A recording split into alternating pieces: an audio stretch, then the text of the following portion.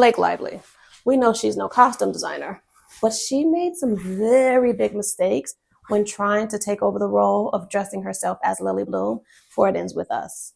If you're new to my page, my name is Ebony Brown. I am a union costume designer for film and television and a celebrity fashion stylist. And my channel is called The Style Archetype, where we decode the psychology of fashion. And if you're wondering, the shirt I'm wearing, which I am obsessed with, is Valentino. I cannot remember the name of the pants, but I will link everything below if anything is still available. Here's a full look of my outfit.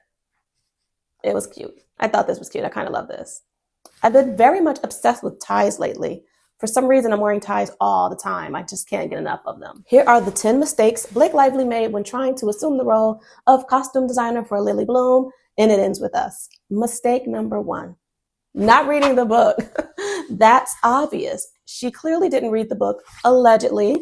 None of us know the truth. But by the way she was designing, and you know what, using the term designing and wardrobe in the same sentence as what Blake Lively did to Lily Bloom is not something that should happen, because those looks were not designed. Those were just what Blake thought Lily should wear. I'm not quite sure, but it's clear that she didn't read the book. Allegedly. I'm going to keep saying allegedly.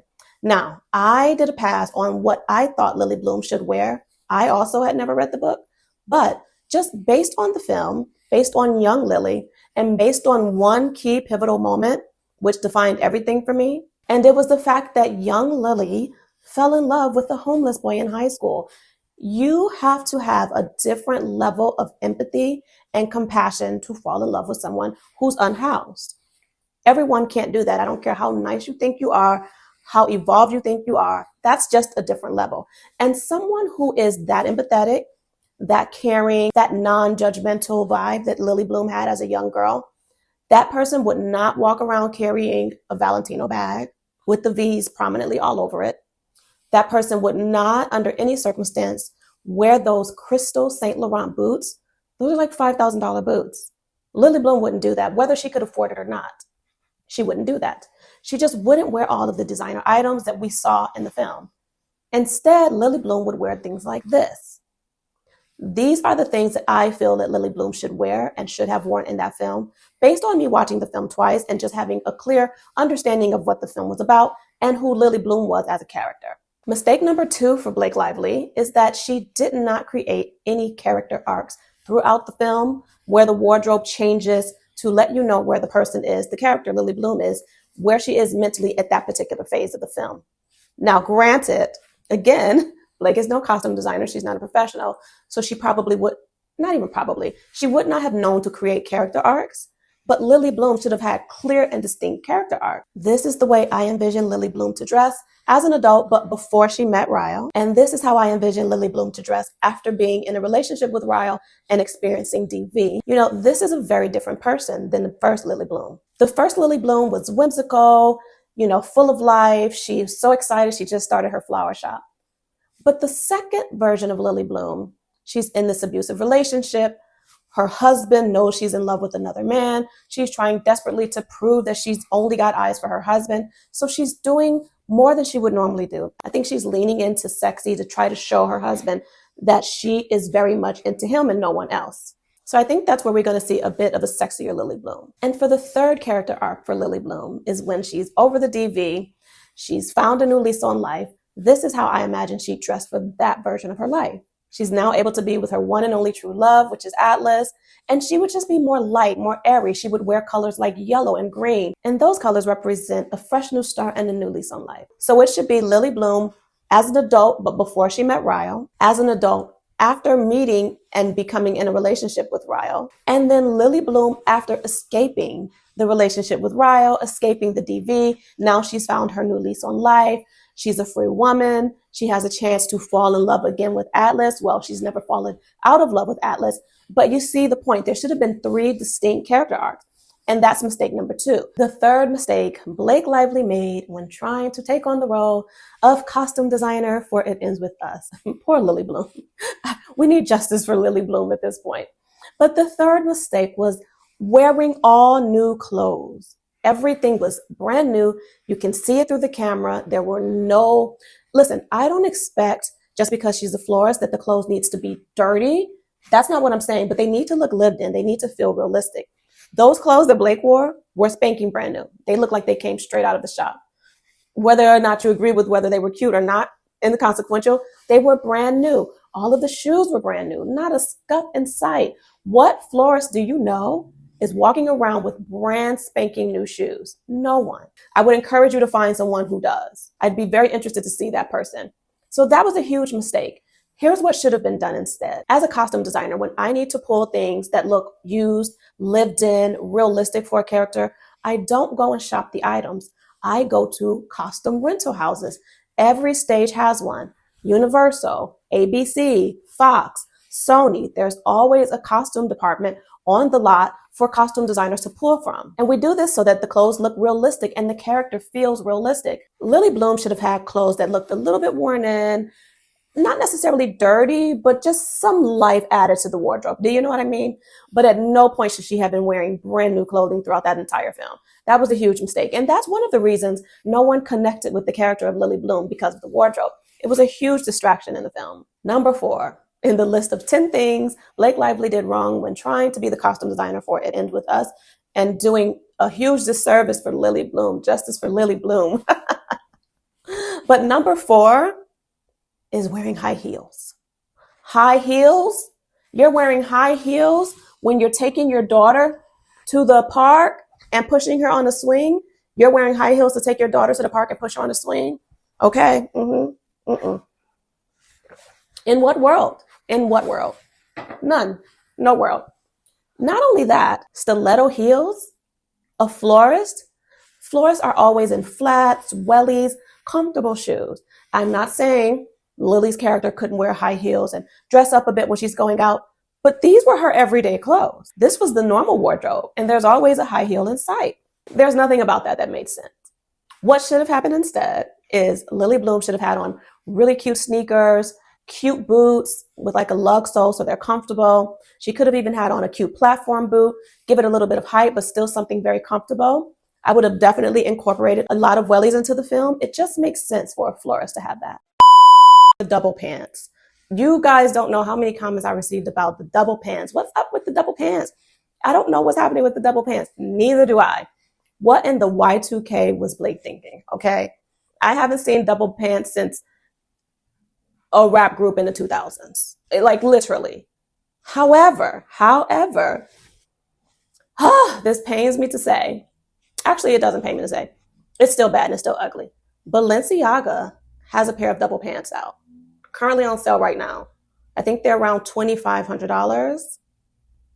And remember when Blake went to the Super Bowl last year with Taylor Swift? She wore a Balenciaga fit, the Balenciaga Adidas collab to be exact. So maybe she thinks she's this cool Balenciaga girl. And since Balenciaga has double pants out, she should wear double pants for the film, make it a fashion moment. Okay, it failed miserably. Everything is not for everyone. And that just did not work out. And Blake is really, to be honest, she's not cool enough to pull off double pants anyway. So that takes us into number 6. Another huge mistake that Blake Lively did was wearing overly expensive clothing for this film. Now, because most people hated the clothes anyway, no one realizes how expensive these items were. But I'm going to drop them here. That shirt, it's a Bodhi shirt. It's $900. Okay? Doesn't look like $900, but it's $900. The boots, the Saint Laurent boots, were almost $5,000. Okay? What florist in any world can afford these things? Even if she is a rich florist, that doesn't track for the film or the book. Has she read the book? Allegedly. But it doesn't track because her mom, remember the scene when her mom was worried about her financially because she had just moved to Boston and she started this flower shop, and her mother was concerned because a lot of these businesses fail and she was really concerned about her finances. That doesn't sound like the same person who's buying $5,000 boots and $900 shirts. It's also important to note that Blake also said that she wore her own clothes in the film. She said she wore some of Gigi Hadid's clothes and some of Ryan Reynolds' clothes as well. And something you may not know is that when an actor wears their own wardrobe for film or television, the actor gets paid for that. The production company has to pay the actor when they wear their own clothes. Did you guys know that? I'm not saying that this is the agreement that Blake had, but what I am saying, as a union costume designer who's had to pay artists for wearing their own clothes, you have to pay the talent when they wear their own clothes. So all of these super expensive items that Blake was wearing, I don't know. Someone said that's why she kept wearing double pants so she could get paid more. Y'all are relentless and I'm here for it. Y'all are literally cooking her and I'm right here at the stove with you. Because yeah. Number 7 has nothing to do with wardrobe, but it has something to do with hair.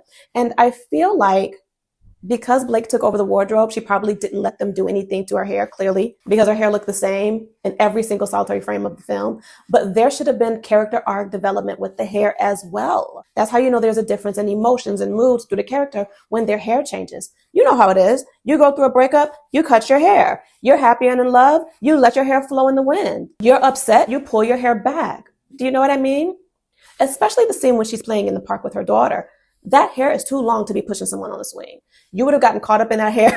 That hair would have been wrapped around that swing and it would have been a huge disaster. No way should that have happened. That hair should have been pulled back for that scene. I would have even done something like a cute short bob for the last character arc once she's escaped the relationship from the DV situation with Ryle and now she's found her new lease on life. I would have definitely had a haircut happen in that moment to truly drive the story home that she's a new person. And that didn't happen. And I think that was a missed opportunity. Number 8. Why on earth did Blake wear so much Carhartt in that movie? Did Carhartt sponsor the film? That's all I want to know. That's all I need to know. Because why was there so much Carhartt in that film? Every which way you turn and look, Carhartt this, Carhartt that. And the Carhartt with the red boots, it just made no sense. Now, what should have happened instead is we could have kept with the overalls and we could have kept with the coveralls, but there are much cuter versions like this. I can see Lily Bloom wearing something like this. It's cute, it's fun, it's girly, and it tells the story of a florist who wears clothes she can work in. Fun fact, whenever you see a visible logo on film or television, it had to be cleared in order for us to show it. Did you guys know that? So you can't just show a Carhartt sign every 5 minutes without having that cleared. So there were conversations about that. And in these conversations, someone said, you know what, this is a really great idea. They probably didn't say this was a great idea, considering all the information that we have now about how she sort of like took over the film in her words. Maybe she just decided we're doing this and no one can stop me, but it had to be clear. There had to be multiple conversations. This is just how it is in film and television. So yeah, we were stuck staring at Carhartt. And I was staring at it twice because I watched the movie twice. Blake did so many things wrong in this film with the costume design. But number 9 is the unnecessary layers. Why were there so many layers? Why were there so many layers? There's so many theories about why she wore a million trillion layers, and that's all up for debate. But here's the thing. Just because you're layering things, it doesn't have to be ugly. It can still be cute. Had someone who's a professional, trained stylist or trained costume designer been helping her with the wardrobe and layered the things in the proper way, she could have pulled it off seamlessly. But it didn't work out that way. All we saw is just a bunch of unnecessary layers that looked crazy. So instead of all the crazy layers, I would have layered the wardrobe this way instead. Do you see the difference?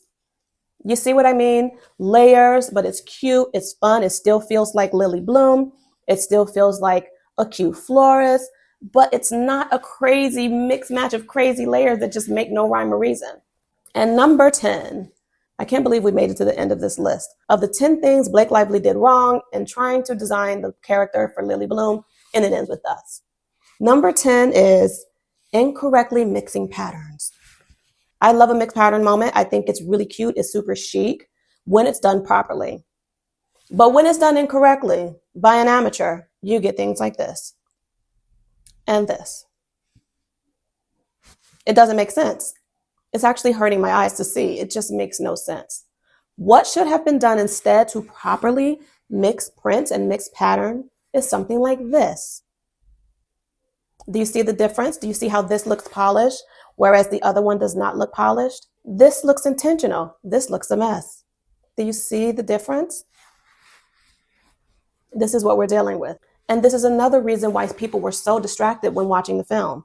Because we couldn't get into the film because we were so distracted about the crazy layers and the insane wardrobe and the mixing of patterns and the double pants and the high heels and the brand new clothes. Like everything was so distracting. I hope you enjoyed my list.